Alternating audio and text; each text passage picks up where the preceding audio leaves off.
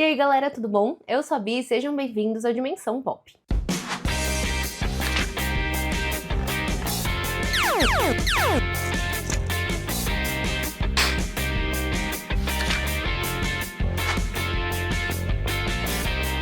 Hoje eu vim falar de um filme que pra mim, além de o filme ser maravilhoso, foi especial a experiência que eu tive pra assistir ele, porque eu fui chamada pra pré-estreia. E na pré-estreia a gente teve a presença dos atores, inclusive eles assistiram o filme na mesma sala que eu, tá bom?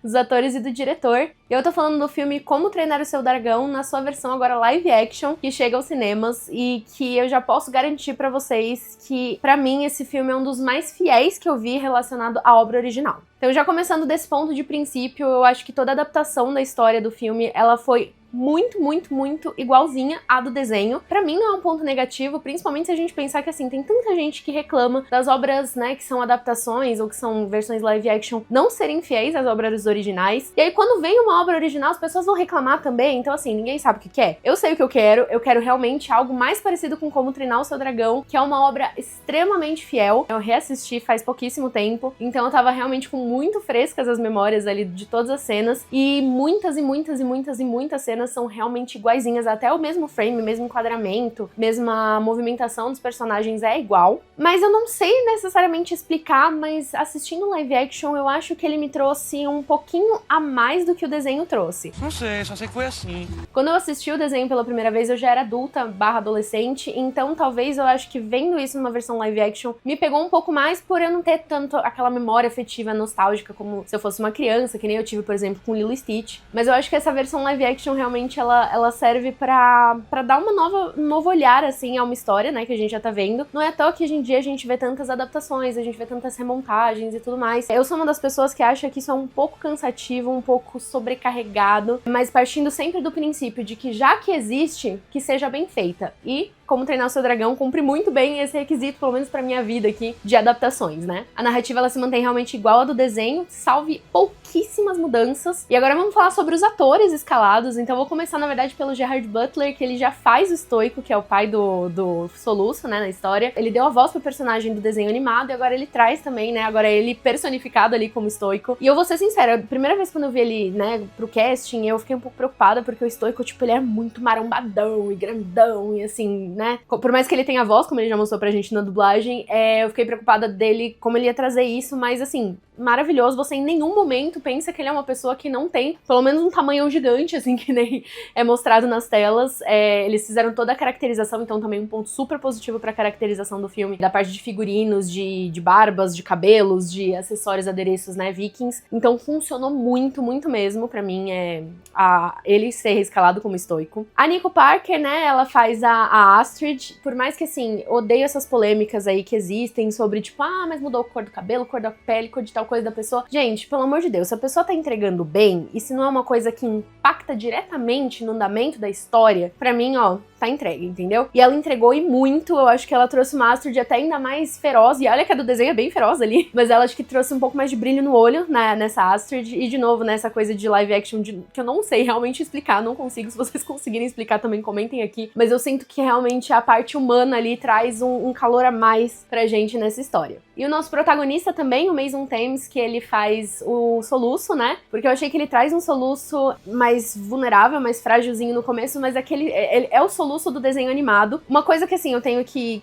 colocar na balança, eu assisti dublado o desenho e eu amo muito a dublagem desse desenho, eu amo a voz do Soluço. Então eu quero rever dublado também pra sentir toda essa vibe, mas assistindo em inglês eu acho que ele trouxe também essa energia, né, que o personagem traz, né, de ser meio desengonçado, meio assim, né, fazer umas besteiras, ser meio maluquinho ali, mas ele depois dá certo, né, todas as coisas levam ele a realmente treinar o dragão, ficar amigo lá do Fúria da Noite, adestrar ele, né, virarem companheiros ali, né, de aventura. E já que falei em Fúria da Noite, vamos falar sobre os dragões. Eu fiquei, assim, abismada, encantada, de perfeito ali o CGI. Pra mim, assim, de verdade, foi um dos melhores CGIs que eu já vi, feitos principalmente aplicados a dragões, né, porque não era poucos, eram muitos, assim, Game of Thrones, eu sei que vocês também são bons nisso, tá? Agora que eu mencionei Game of Thrones, eu acho que é importante falar que são temáticas diferentes. Então Game of Thrones, ele traz uns dragões um pouco mais sombrios, um pouco mais até hiperrealistas ali. Mas esse filme, ele trouxe os dragões exatamente que nem os do desenho, que já são um pouco meio bobinhos, assim. Então tem tipo um dragão que parece uma bola,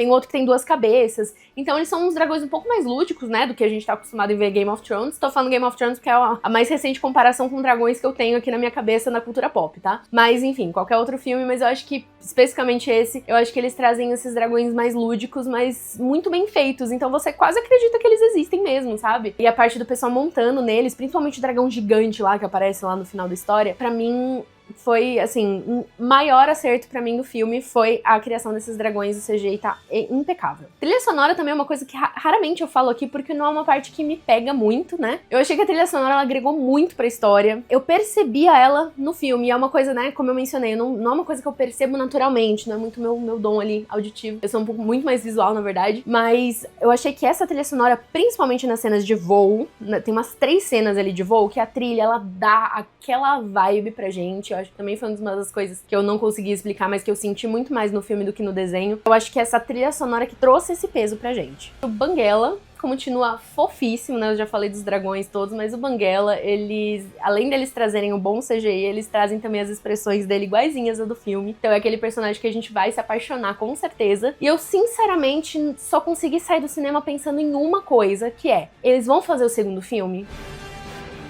Pelo amor de Deus que eles façam o segundo filme, porque o segundo filme, assim, é o meu filme favorito da saga Como Treinar Seu Dragão, tá? Eu não assisti a série, tenho que admitir, mas é o meu filme favorito de todos os tempos dessa saga, desse universo ali. E é uma história muito mais densa, muito mais pesada, né, do que a primeira história, e eu acho que eles vão conseguir trazer isso nas telas. Se eles forem continuar seguindo aí com as adaptações dos desenhos pro cinema, eu acho que eu vou ficar extremamente impactada nesse segundo filme. Então, ó, torcendo aqui muito. E uma última coisa que eu esqueci de mencionar aqui, que eu amei de paixão, foi o grupo lá dos amigos do Soluço. Eu achei que a dinâmica deles no live action foi muito mais, assim, a química e as brincadeiras, as piadas, as relações ali que eles tinham, foram muito mais divertidas do que as do desenho, né? Deu pra gente se conectar bem com os personagens. Então, pra mim, já valeu muito de toda essa escolha, todo esse casting aí, que fez muito sentido pra mim. E um comentário totalmente aleatório que eu preciso mencionar, eu não sabia que a produção é de Mark Platt. Pra quem não sabe, Mark Platt é um dos grandes produtores de cinema, né? Mas também de musicais. Esse cara fez o Wicked, pessoa louca de Wicked, tá? Então,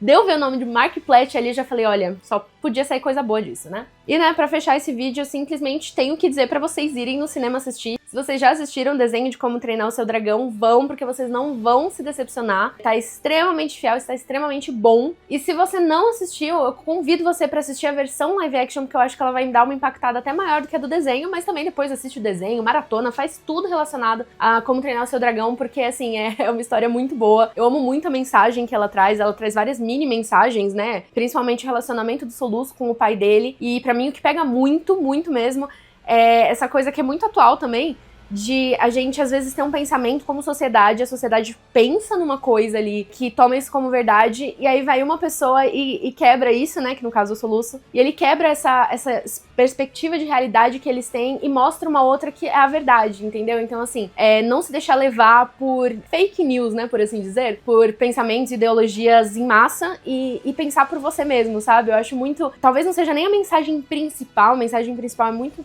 sobre o relacionamento do Soluço com o pai dele, né, dessa parte de orgulho, de dar uma chance para o outro, enfim. Mas eu acho que essa mensagem também tá implícita aí, tanto no desenho quanto no live action. Mas o mais importante, na verdade, de tudo isso é que você me siga por aqui, se inscreva no canal, liga o sininho de notificação para saber quando eu tiver vídeo novo, porque eu falo de filmes, séries e muitas outras coisas por aqui. Também me segue nas redes sociais, deixa o seu like e comenta aqui embaixo o quão ansioso vocês estão para ver Como Treinar o Seu Dragão live action. Tchau, tchau e até o próximo vídeo.